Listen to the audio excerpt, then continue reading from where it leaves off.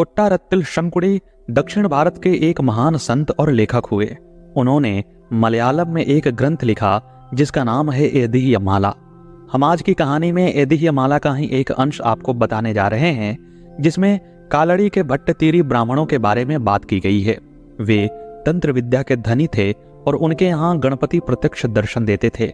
तो गणपति उन्हें क्यों प्रत्यक्ष दर्शन देते थे और किस तरह से उन्होंने एक यक्षी को, जो कि नरभक्षी थी, उसे जलाकर भस्म कर दिया और एक गंधर्व को भी होम द्वारा भस्म कर दिया।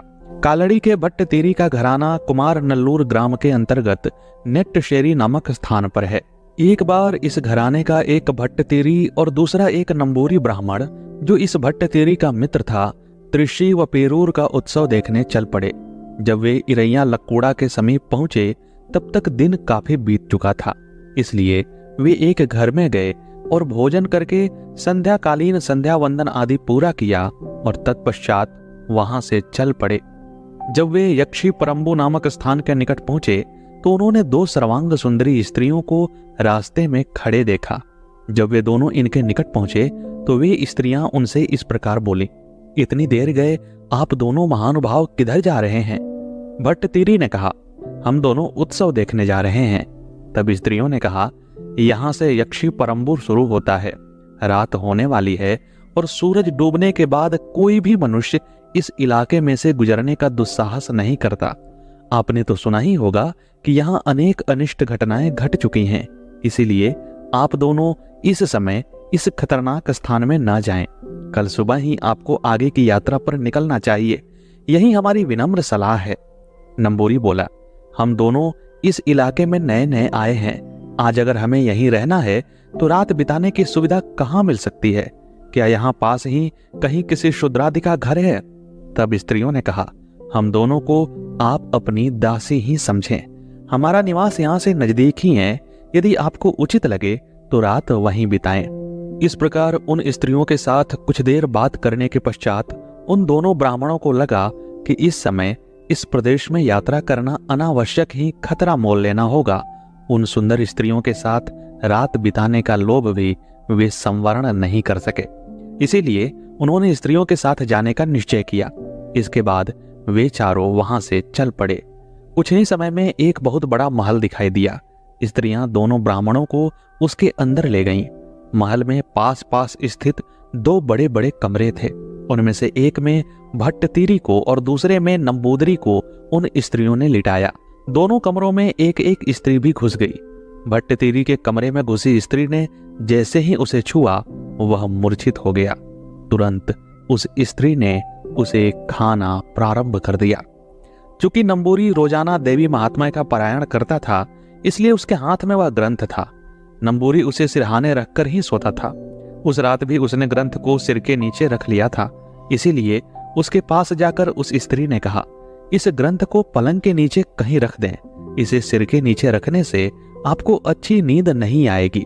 यह सुनकर नंबूरी ने कहा, इसे नीचे नहीं रखा जा सकता, इसे सिरहाने रखकर सोने की मेरी पुरानी आदत है। लेकिन उस स्त्री ने नंबूरी से फिर जोर देकर कहा कि वह ग्रंथ को नीचे रखें, पर नंबूरी सहमत नहीं हुआ।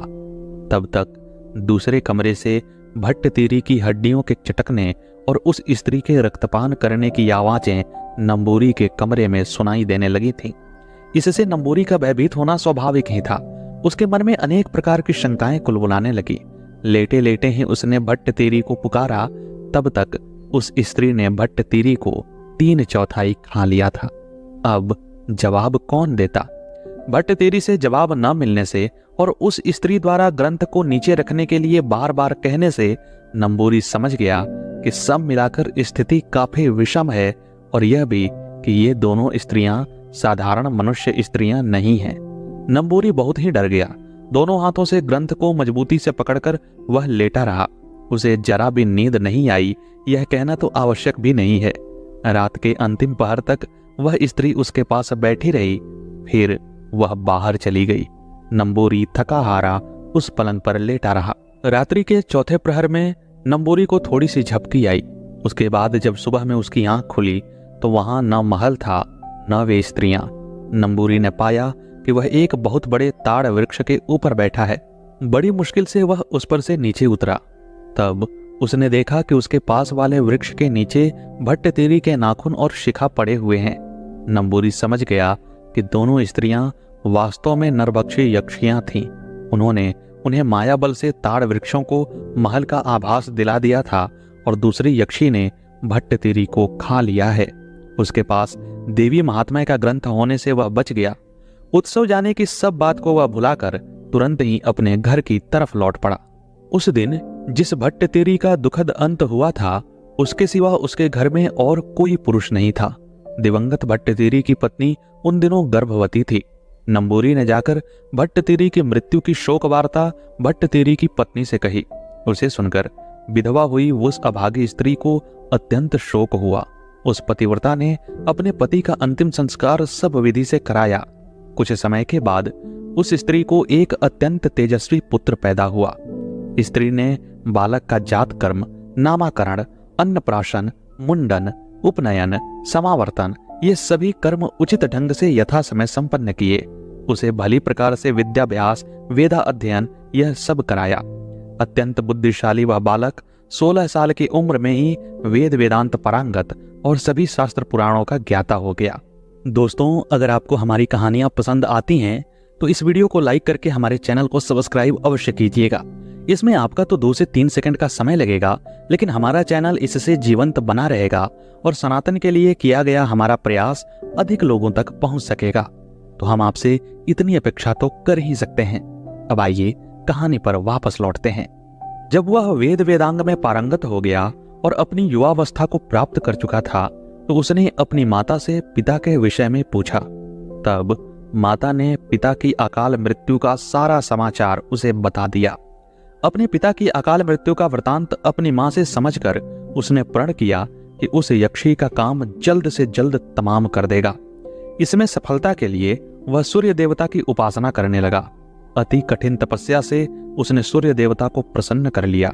सूर्य देवता ब्राह्मण के वेश में प्रकट हुए और भट्टतीरी को कुछ दिव्य मंत्र सिखाकर बोले, बाकी सब इसमें है, पढ़कर समझ लेना। और भट्टतीरी के हाथ में एक ग्रंथ देकर अंतर्धान हो गए। उस दिन से उस भट्टतीरी को सूर्य भट्टतीरी यह उपनाम प्राप्त हुआ और वह इसी नाम से अधिक प्रसिद्ध हो गया। यही सूर्य कालड़ी के नाम से भी विश्वश्रुत भट्टतीरी था। उस दिन से ही इस घराने के सभी संततियों को सूर्य यह एक अतिरिक्त नाम भी दिया जाने लगा। आज भी दक्षिण में इस परंपरा का पालन होता है। सूर्य भगवान से उपदेश व ग्रंथ प्राप्त करके उस भट्टतीरी ने विवाह किया और गृहस्थ जीवन बिताने लगा। उन्हीं दिनों उसने सूर्य भगवान से प्राप्त उस ग्रंथ का सर्वांगीण अध्ययन भी किया और उसकी सभी बातों को हृदय में स्थापित कर लिया। यह ग्रंथ तंत्र विद्या से संबंध रखता था, इसीलिए भट्टतीरी प्रसिद्ध तांत्रिक बन गया। वह अपने पुत्रों को भी सूर्य भगवान से उसे प्राप्त हुई विद्या का उपदेश देने लगा। इस प्रकार पीढ़ी दर पीढ़ी वह विद्या उस घराने में आज तक जीवित चली आ रही है। कालड़ी के भट्टतीरियों को जादू टोने में जो असाधारण सिद्धियां प्राप्त थीं, उसका मूल रहस्य यही है। इसके बाद सूर्य भट्टतीरी को दूर दूर के लोग आकर अपने यहाँ ले जाने लगे और भट्टतीरी ने अनेक बाधाओं को दूर किया। ऐसी कोई बाधा नहीं थी जो उसके प्रयासों से दूर नहीं होती थी। यह सब देखकर भट्टतीरी को सूर्य भगवान से प्राप्त विद्या के पूर्ण विश्वसनीयता पर भरोसा हो गया। जब उसने देखा कि सूर्य भगवान के उपदेशों के अनुसार करने पर सभी बातें सही निकलती हैं, तब उसने निश्चय किया कि अपने पिता को खाने वाले यक्षी को दंड देने का समय आ गया है। उसने इसके लिए आवश्यक सभी उपकरण इकट्ठे करना प्रारंभ कर दिया और तत्पश्चात एक कष्ट साध्य यज्ञ आरंभ किया। दंडनीय यक्षी कौन है यह ठीक ठीक पता न होने से उसने इस संसार की सभी यक्षियों का एक साथ आह्वान किया।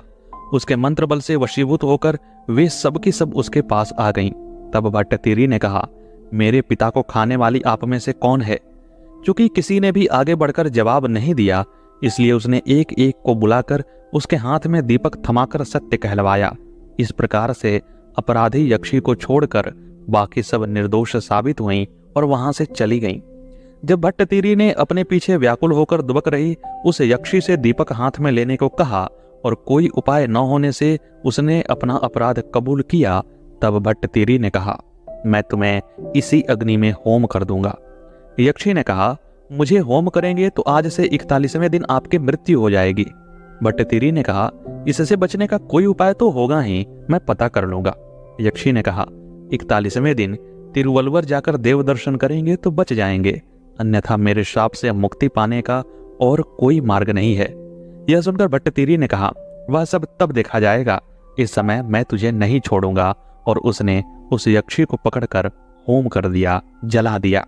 इसके कुछ समय के बाद केरल की एक रियासत के तत्कालीन अधिपति पल्ली बाण पेरुमाल ने भट्टतीरी को लिवाने एक आदमी भेजा। भट्टतीरी तुरंत उस व्यक्ति के साथ पेरुमाल के पास पहुंच गया। तब पेरुमाल ने भट्टतीरी को बताया कि उसकी पत्नी पर बहुत दिनों से एक गंधर्व हावी है और उस गंधर्व के उपद्रव के कारण उसकी पत्नी का गर्भ टिक नहीं पाता है। बहुत से तांत्रिकों के प्रयत्नों के बाद भी उस गंधर्व को अपनी प्रिय पत्नी पर से हटाया नहीं जा सका है। पेरुमाल ने भट्टतीरी से आग्रह किया कि वह किसी प्रकार उस गंधर्व के उपद्रव को मिटाए। भट्टतीरी राजी हो गया और उसने इसके लिए आवश्यक उपकरणों की एक सूची बनाकर पेरुमाल को दे दी। वे सब चीजें पेरुमाल ने उसी दिन तैयार करवा दी और भट्टतीरी ने एक तांत्रिक अनुष्ठान आरंभ कर दिया। चक्र बनाकर उस पर उसने एक पुतले को बिठाया और मंत्र जपकर उस पर भस्म बरसाने लगा और नाना प्रकार के होम यज्ञ करने लगा, लेकिन वह पुतले में गंधर्व को प्रवेश नहीं करा सका। जब भट्टतीरी ने देखा कि इन प्रयत्नों के बाद भी गंधर्व उसकी पकड़ में नहीं आ रहा, तो उसकी जिद एकदम बढ़ गई और वह ब्राह्मणों के लिए वर्जित अति कठिन कर्मानुष्ठान भी आजमाने लगा। वह तरह तरह के जीव जंतुओं को काट काट कर उन्हें होमाग्नि में डालने लगा। एक पत्थर को घी में डुबोकर उसने उसे जमीन पर रखा और उस पर जब बहुत सारी चींटियां एकत्र हो गईं, तो पत्थर को चींटियों सहित उठाकर आग में झोंक दिया। इस प्रकार की अनेक अति भयंकर क्रियाएं करने पर गंधर्व के लिए पुतले में प्रविष्ट होना अनिवार्य हो गया और वह भट्टतीरी के सामने प्रत्यक्ष हो गया। फिर दोनों में बहुत देर तक तंत्र विद्या को लेकर अति गंभीर बहस छिड़ चली। इसमें भी भट्टतीरी ही विजयी हुआ। जब गंधर्व को स्पष्ट हो गया कि किसी प्रकार से भी भट्टतीरी को जीतना संभव नहीं है, तब उसने अत्यंत दीन स्वर में कहा, आप एक अत्यंत विशिष्ट महानुभाव हैं, आपको जीतना किसी के लिए भी संभव नहीं है। आपके पिता को खाने वाली वह यक्षी मेरी प्रेयसी थी, उसे आपने होम कर दिया। अब आप मुझे इस स्त्री पर से भी खदेड़ रहे हैं, यह बड़ा ही अनुचित है, क्योंकि मैं इस स्त्री के लावण्य पर पूरी तरह आसक्त हो गया हूं, इसलिए मैं उस पर छा गया हूं।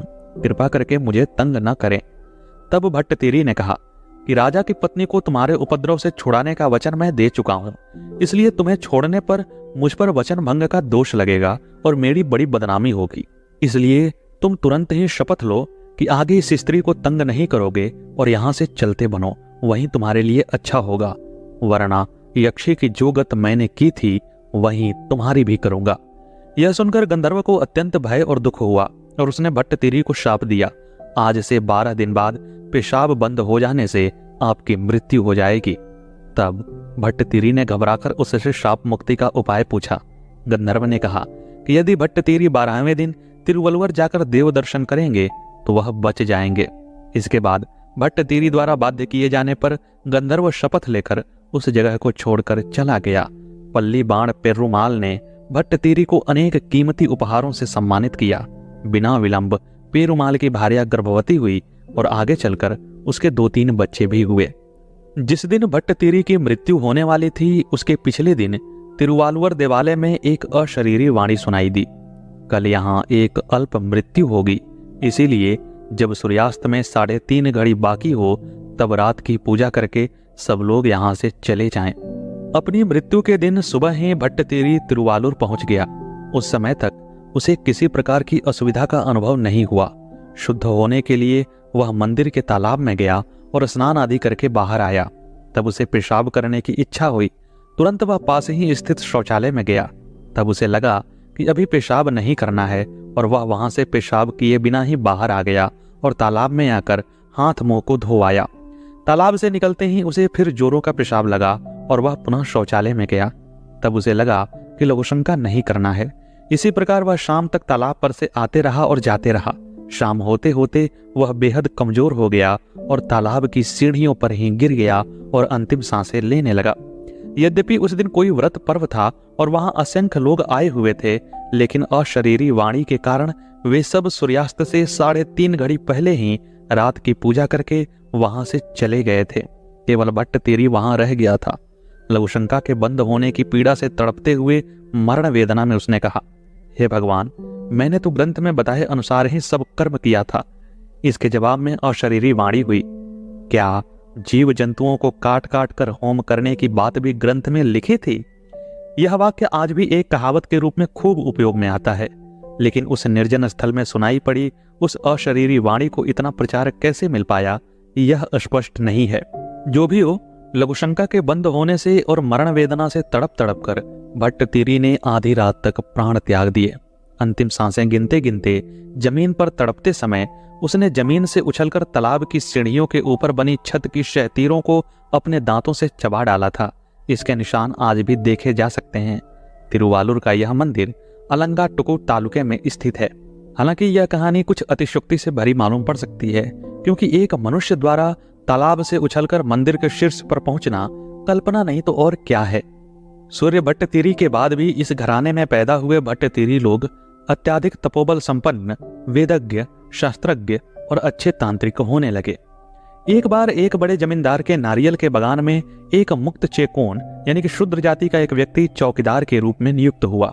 क्योंकि बगान में बहुत से नारियल पेड़ से टपकते थे, इसलिए जहां तहां इन नारियलों के ढेर लगे हुए थे। अधिकांश समय ये नारियल वहीं पड़े पड़े सूखते रहते थे।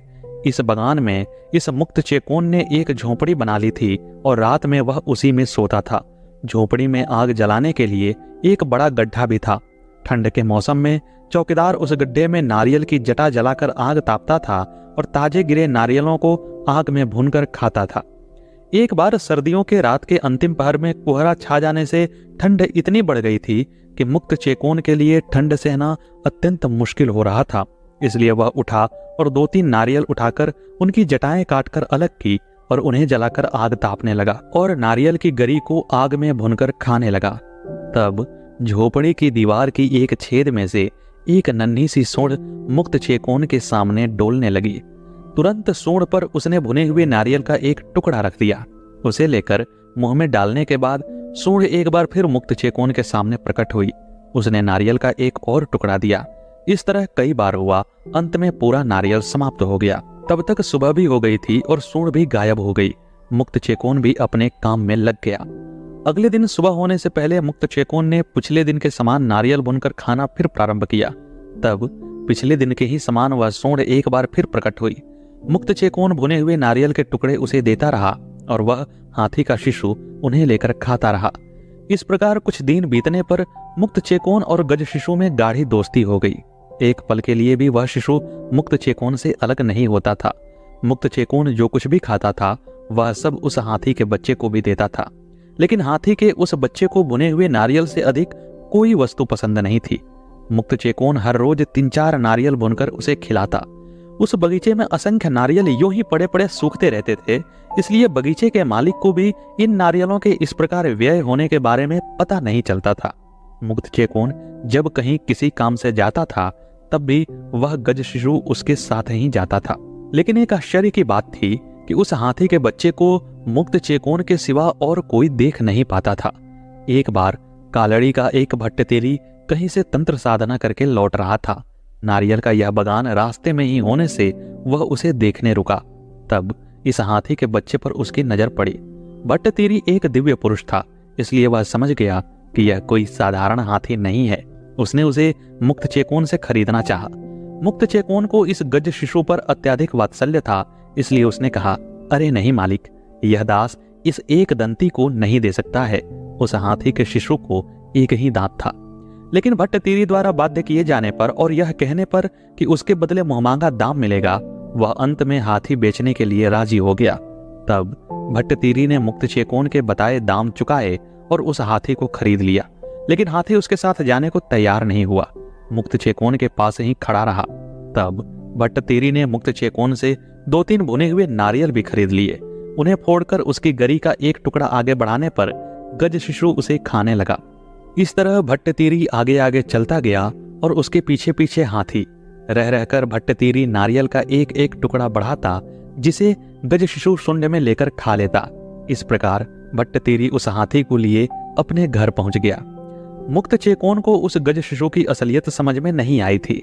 लेकिन उसने यही सोचा कि यह भट्टतीरी के पीछे नारियल खाने के लालच में ही गया है। लेकिन भट्टतीरी ने पहली नजर में ही समझ लिया कि यह गज शिशु साक्षात गणेश जी हैं। नारियल लेकर उसने मन ही मन गणपति होम किया था और गणपति का आह्वान करके ही नारियल का टुकड़ा गज शिशु के सामने बढ़ाया था। यह सब मुक्त चेकोन को पता नहीं था। भट्टतीरी के घर पहुंचने पर वह गज शिशु उसे साक्षात गणेश के रूप में प्रत्यक्ष हो गए। भट्टतीरी उस गणपति को अपने घर में अन्य देवताओं के साथ प्रतिष्ठित कर दिया। कालड़ी में भट्टतीरी के समक्ष गणपति के प्रत्यक्ष होने का यही रहस्य है। उस दिन से उस घर के सभी लोग गणपति की विधिवत पूजा करने लगे। इतना ही नहीं, उन्होंने यह नियम भी बना लिया कि उस घराने के सभी बालक समावर्तन के बाद हर रोज गणपति होम करेंगे और उस घर में देव आराधना के समय हर रोज गणपति होम किया ही जाएगा। इन सब कार्यों की देखरेख के लिए एक पुरुष घर पर हमेशा मौजूद रहेगा। इससे इस घर के सभी लोगों को गणपति प्रत्यक्ष होने लगे। तब से उन सबको तंत्र सिद्धि के मामले में पहले से 100 गुना अधिक ख्याति होने लगी। एक बार तिरुविंतापुर राज्य के चंगनाशेरी तालुके में काड़मुरी नामक गांव में कुंजमणपट्टी नामक एक तांत्रिक रहता था। उसके घराने के लोगों को चातन लोग या छोटा शैतान प्रत्यक्ष होते थे। यह बात तो आज भी प्रसिद्ध है। इस घराने में आजकल जो लोग रह गए हैं वे चातन को प्रत्यक्ष देख नहीं सकते, परंतु चातन उनके आदेशों का पालन करते हैं। आज भी इस घराने के लोग कई स्थानों पर जाकर चातन के उपद्रवों को दूर करते हैं। कुंजमणपट्टी की झाड़ फूंक से दूर न होने वाला चातन आज भी इस दुनिया में नहीं है, ऐसा ही कुछ लोगों का विश्वास है।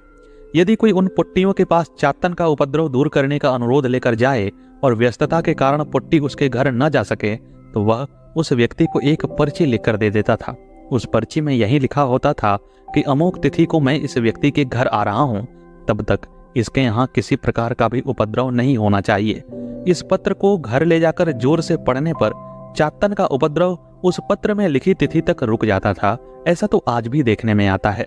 चातन की सेवा करके उन्हें प्रत्यक्ष करने वाले कुंजमणपट्टी और गणपति की सेवा करके उन्हें प्रत्यक्ष करने वाले कालड़ी के भट्टतीरी समकालीन थे। बहुत दिन पहले एक बार कुंजमणपट्टी कालड़ी भट्टतीरी से मिलने आया। यह पुट्टी 18 तनों को जोड़कर बनाई गई एक बड़ी नौका में आया था। भट्टतीरी का घर नदी के किनारे ही था और पुट्टी ने नाव को नदी किनारे ही बांध दिया। पुट्टी नाव से उतरकर भट्टतीरी के घर गया। तब सांझ हो गई थी, इसीलिए गृहस्थ भट्टतीरी जप कर रहा था। जब पुट्टी घर के द्वार पर पहुंचा तब भट्टतीरी ने उससे कहा जल्दी ही जाकर स्नान कराएं और उसे नहाने के लिए तालाब की ओर भेज दिया और स्वयं मकान के भीतर गया। यह जानकर कि पुट्टी नाव से आया है, उसने पुट्टी तथा उसके खेवटों के लिए भोजन तैयार करने का आदेश दिया। इसके बाद भट्टतीरी ने अपनी पूजा जारी रखी। तब तक पुट्टी भी नहाकर आ गया। इसके बाद दोनों बैठकर अपनी अपनी रीति से जप पूजा आदि कार्य करते रहे। कुछ समय में जब वह सब पूरा हो गया तो वे एक दूसरे की कुशल क्षेम पूछने लगे। तब तक खाना तैयार हो गया था और दोनों खाने बैठे। खाना खाने के बाद वे बाहर आकर वार्तालाप करने लगे। तब भट्टतीरी ने अपने नौकरों को आदेश दिया कि पुट्टी के खेवटों को भी भोजन कराएं। यह सुनकर पुट्टी ने कहा वह सब आवश्यक नहीं है, अपने खेवटों को मैं ही भोजन करा दूंगा, दूसरे किसी के खिलाने से वे तृप्त नहीं होते। तब भट्टतीरी ने कहा अगर ऐसी बात है तो आप ही चलकर उनको भोजन करा दें। चलिए, परोसने में मैं भी आपकी मदद कर देता हूँ। तब पुट्टी ने कहा वह सब किस लिए, मैंने उनको रात का भोजन करा दिया है, वे सब चले भी गए हैं, इसके बारे में आप चिंतित न हो। यह सब सुनकर सब बातें भट्टतीरी की समझ में आ गईं। उसने पूछा खेवट सब चातन लोग होंगे क्यों? पुट्टी ने हंसकर कहा हाँ, किसी ना किसी से सेवा लेनी ही थी तो चातन ही क्यों न करे, वे सब बातों में सहायता कर देते हैं।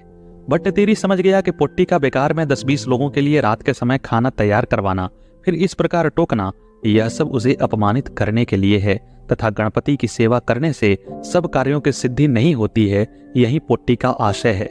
लेकिन इन सब ख्यालों को मन ही मन रखकर भट्टतीरी ने सहमति जतलाते हुए कहा आपका कहना ठीक है। इसके बाद वे दोनों फिर देर तक बातें करते रहे। रात काफी होने पर भट्टतीरी ने पुट्टी के सोने के लिए बिस्तर आदि की व्यवस्था कर दी और पुट्टी के लेट जाने के बाद स्वयं भी भीतर जाकर सो गया। सुबह होने पर दोनों उठ गए और पुट्टी उसी समय भट्टतीरी से विदा लेकर अपने घर की ओर चल पड़ा। नदी किनारे पहुंचकर उसने देखा कि नाव कहीं नहीं नजर आ रही। उसे चोर लेकर गए यह सोचकर पुट्टी बहुत घबराया। तुरंत उसने जाकर भट्टतीरी से सारा समाचार कह दिया। तब भट्टतीरी ने कहा यहाँ से कोई भी वस्तु चोरी नहीं जाती, इसलिए नाव को भी चोर नहीं ले गए होंगे। यहाँ एक दंती रहता है, वह सब उसी की कारगुजारी लगती है। आप बिल्कुल परेशान ना हो, मैं सब ठीक किए देता हूँ। फिर भट्टतीरी ने इधर उधर देखा तो उसे एक बड़े पीपल के पेड़ के ऊपर नाव रखी हुई दिखाई दी। तुरंत उसने पुट्टी से कहा, मुझे छूते हुए ऊपर देखें। पुट्टी ने ऐसा ही किया। तब उसने देखा कि गणपति अपने एकल दंत पर नाव को रखकर सूंड से उसे पकड़े पेड़ के ऊपर बैठे हैं। पुट्टी समझ गया कि रात को मैंने गणपति सेवा के तिरस्कार में जो शब्द कहे थे, उसी का बदला लेने के लिए गणपति ने ऐसा किया है। इसलिए उसने भट्टतीरी से माफी मांगी। तुरंत भट्टतीरी ने गणपति से कहा, इन्हें नाव लौटा दीजिए, देर हो रही है, नाहक इन्हें परेशान न करें। तब गणपति ने वहीं से नाव नदी के जल में फेंक दी। पीपल के ऊपर से अपनी नाव को गिरते देख पुट्टी ने यही समझा कि वह चूर चूर हो जाएगी, लेकिन वैसा कुछ भी नहीं हुआ। यह देखकर पुट्टी अत्यंत आश्चर्यचकित हुआ और उसमें भट्टतीरी के प्रति बड़ा आदर जगा। नाव तो मिल गई, लेकिन खेवटों का कहीं पता नहीं था, इसलिए पुट्टी फिर परेशान हो उठा। गणपति के डर से उसके सब चातन वहां से भाग गए थे और वापस आने से डर रहे थे। तब भट्टतीरी से कहते पुट्टी को शर्म आई, इसलिए वहीं चुपचाप खड़ा रहा। अंत में और कोई चारा न देखकर इसकी भी सूचना भट्टतीरी को देनी ही पड़ी। तब भट्टतीरी ने कहा, डरने की कोई बात नहीं, उन्हें आने को कहिए, उनको कोई परेशान नहीं करेगा, इसकी जिम्मेवारी मैं लेता हूँ।